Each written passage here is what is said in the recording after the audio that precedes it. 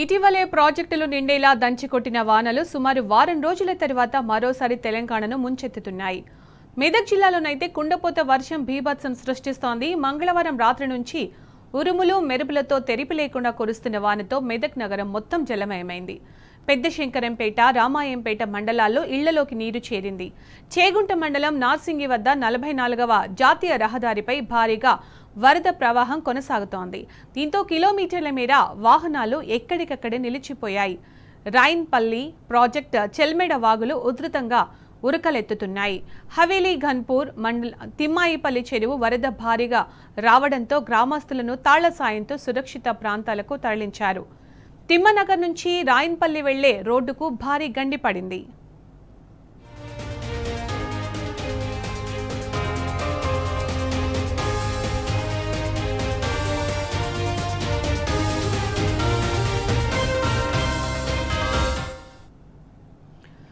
మెదక్ జిల్లాలో వర్ష బీభత్సానికి సంబంధించి పూర్తి సమాచారం మా ప్రతినిధి లివిల్ లైవ్ లో అందిస్తారు. లివిల్, అప్డేట్స్ ఏంటి లివిల్? ఎడతెరిపిలేని కురుస్తున్న భారీ వర్షాల నేపథ్యంలో మెదక్ అతలాకుతలమైపోయింది. మెదక్ టౌన్ అంతా కూడా నీటితో మునిగిపోయింది. మెదక్ నియోజకవర్గం చాలా గ్రామాల్లో కూడా నీటితో మునిగిపోవడంతో ఇప్పటికే లోతట్టు ప్రాంతాల ప్రజలను మాజీ ఎమ్మెల్యే పద్మాదేవేందర్ రెడ్డి పరామర్శించారు. చాలా చోట్ల ప్రభుత్వ యంత్రాంగం కదలికలు లేకపోవడంతో చాలా మంది ప్రజలంతా కూడా ఇబ్బందులు పడుతున్న పరిస్థితి కనిపిస్తుంది. ప్రధానంగా ధూప్ సింగ్ తండాకు సంబంధించి వారంతా కూడా ఇప్పటికే బిల్డింగ్లపైకి ఎక్కి తలదాచుకున్న పరిస్థితి కనిపిస్తుంది. అయినప్పటికీ కూడా ప్రభుత్వంలో ఎలాంటి చలనం లేదని చెప్పేసి కూడా వారంతా వాపోతున్నారు. ఇప్పటికే ఇటు రామాయంపేట కావచ్చు, చేగుంట కావచ్చు, అనేక గ్రామాలు పర్యటించి వచ్చి ఇవాళ మెదక్ టౌన్లో కూడా పూర్తిగా సబ్ స్టేషన్తో పాటు దీని పక్కనే ఉన్న కాలనీలన్నీ కూడా మునిగిపోయి మనతో మాట్లాడడానికి మాజీ ఎమ్మెల్యే పద్మాదేవి అక్క, చెప్పండి, ఇవాళ మెదక్ పరిస్థితి ఏ విధంగా ఉంది? ప్రధానంగా ప్రభుత్వం వైఫల్యం అని చెప్పుకోవచ్చా, లేదంటే అధికార యంత్రాంగం వైఫల్యం అని చెప్పుకోవచ్చు? చాలా అతులాకుతలమైంది మెదక్ పట్టణం కావచ్చు, చుట్టుపక్కల గ్రామాలు కావచ్చు, మిగతా మండలాలు కూడా ఎక్కడ చూసినా కానీ చెరువు కట్టలు దిగిపోయి చాలా బాధాకరమైన పరిస్థితి కలుగుతుంది. పొలాలు మునిగిపోయి ప్రజలకు ఎక్కడికి వెళ్ళాలి, ఎటు సైడ్ వెళ్ళాలి, ఏ రోడ్డు ఎప్పుడు కట్ అవుతుందో తెలియని పరిస్థితి కనబడతా ఉంది. ఇక్కడ మెదక్లో మనం మాయ గార్డెన్ దగ్గర ఉన్నాం. ఇదైతే ఇప్పటి వరకు మనకు అంతకుముందు ఇక్కడ బ్రిడ్జ్ లేకుండే, మనము కేసీఆర్ గారు హయాంలోనే మనం బ్రిడ్జ్ కట్టుకోవడం జరిగింది. మరి ఈ బ్రిడ్జ్ ఉన్నప్పటికీ కూడా ఇంత పెద్ద వాటర్, ఇంత చాలా ఫ్లో ఇంత ఉంది. ఇంత ఉంటే ఎన్ని చెరువులో దిగితే ఇక్కడికి ఈ ప్రాంతానికి ఇన్ని వాటర్ వస్తాయి. ఇప్పటి వరకు టోల్ ఫ్రీ నెంబరో, మరి ప్రజలు ఎక్కడెవరు ఇబ్బంది పడుతున్నారో వాళ్ళకు ఈ నెంబర్కి ఫోన్ చేయమనో, అధికారుల సమీక్షనో, ఎలక్ట్రిసిటీ డిపార్ట్మెంట్ మీద రివ్యూ, లేకపోతే ఇరిగేషన్ డిపార్ట్మెంట్ వాళ్ళని వెళ్ళి చెరువులు చూసుకోండి అని, ఎక్కడ చెరువు కట్టలు ఏమైనా వీక్ ఉన్నాయా, ఇబ్బంది ఉన్నాయా అని చెప్పే పరిస్థితి అయితే కనబడతలేదు. ఇప్పటికీ ముగ్గురు ఇంకా పోల్ మీద అట్లే ఉన్నారు. చాపర్ కావాలని అడిగితే, హెలికాప్టర్ కావాలని అడిగితే కూడా రిస్క్ టీంని పంపించిండ్రు తప్ప ఇప్పటివరకు హెలికాప్టర్ లేదు.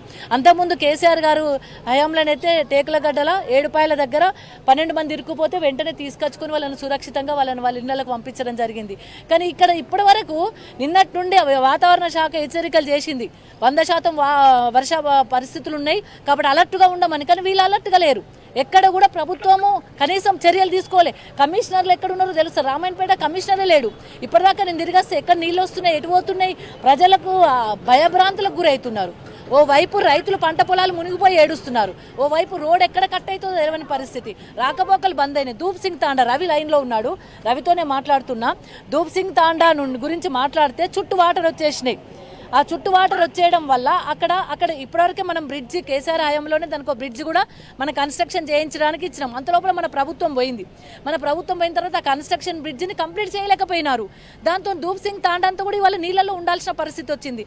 ఆ నీళ్ళలో ఉన్నప్పుడు కనీసం సహాయ చర్యలు అయితే చేపట్టాలి. వాళ్ళకి పొద్దుటి నుండి వాళ్ళు 6 గంటల నుండి చుట్టూ నీళ్ళు వచ్చి ఉంటే బిల్డింగ్ల మీద ఎక్కిండ్రు. వాళ్ళు అదే గుట్టల పంట ఉన్నారు, వేరే తాండాకు పోయినరు. సురక్షిత ప్రాంతాలకు వెళ్ళే ప్రయత్నం చేయించే ప్రయత్నమే ఈ ప్రభుత్వం చేయట్లేదు. కనీసం ఈ రవి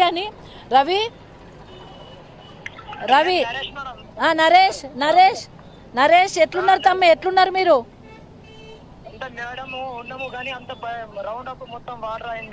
రౌండ్ అప్ అంత వాటర్ ఉందా? ఎంత లోతులో వాటర్ ఉంది మీకు కింద? మీరు ఇప్పుడు బిల్డింగ్ లెక్కి కూర్చున్నారా? మేము 10 మంది బిల్డింగ్ లో ఉన్నాం మేడం. మా దగ్గర 4 ఫీట్లు ఉంది. 4 ఇంటి లోపల ఏమో 12 ఫీట్లు, ఇంకా కొంచెం ముందుకు వస్తే 12 ఫీట్ల వాటర్ ఉందా? అలా తీయడానికి అవకాశం లేకుండా ఉంది మాకు. అదే మేము కూడా ప్రయత్నం చేస్తున్నాము మీ దగ్గరికి రావడం కోసం. అయితే గుండారం నుండి వద్దామని చేస్తే అక్కడ కూడా కట్ అయిపోయింది. ఇక్కడ వాడి నుండి అయితే వాడి యామరెడ్డితో గిట్ట మాట్లాడడం, వాడి నుండి వచ్చే ప్రయత్నం చేద్దామంటే వాడి దగ్గర కూడా వచ్చే రాని పరిస్థితి కనబడతా ఉంది. నేను చెప్పేది ఏంటంటే జర ఏదన్నా ఇబ్బంది వస్తే వెంటనే మాకు ఫోన్ చేయండి, మేము ప్రభుత్వంతో మాట్లాడి ఏమన్నా సురక్షితమైన ప్రాంతానికి తరలిచ్చే ఉపాయం ఉంటే, లేదంటే వాళ్ళని బతిమాలాడైనా సరే తప్పకుండా అలాంటి చర్యలు చేపడతాము. మీకు ఏ ఇబ్బంది ఉన్నా కానీ ఈ నెంబర్కి ఫోన్ చేయండి బిడ్డ.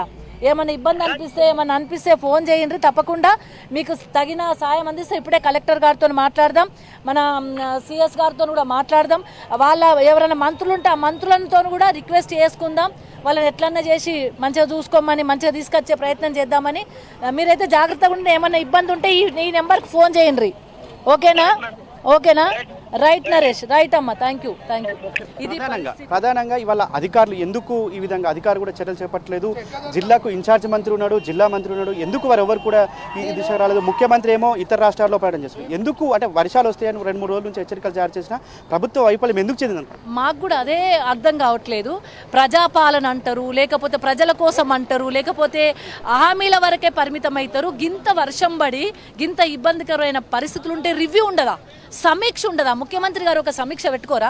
ముఖ్యమంత్రి గారు మంత్రులను పిలిచి ఏ డిపార్ట్మెంట్ ఎట్లుండాలని ఉండదా? ఇవాళ పండుగ అందరికి లేదా పండుగ? పండుగ కోసం పాపం ఎంత పరిశాన్ అవుతున్నారు ప్రజలు, ఎంత ఇబ్బంది పడుతున్నారు ప్రజలు. ఇబ్బంది పడ్డా సరే మీరు పండుగలు చేసుకుంటారా? అంతేనా?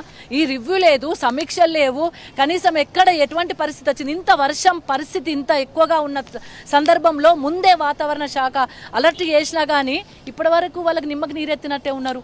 ప్రజలందరూ భయభ్రాంతులకు గురవుతుంది. ప్రజలందరూ ఎటు వెళ్ళాలనో అర్థం కాని పరిస్థితి కనబడుతుంది.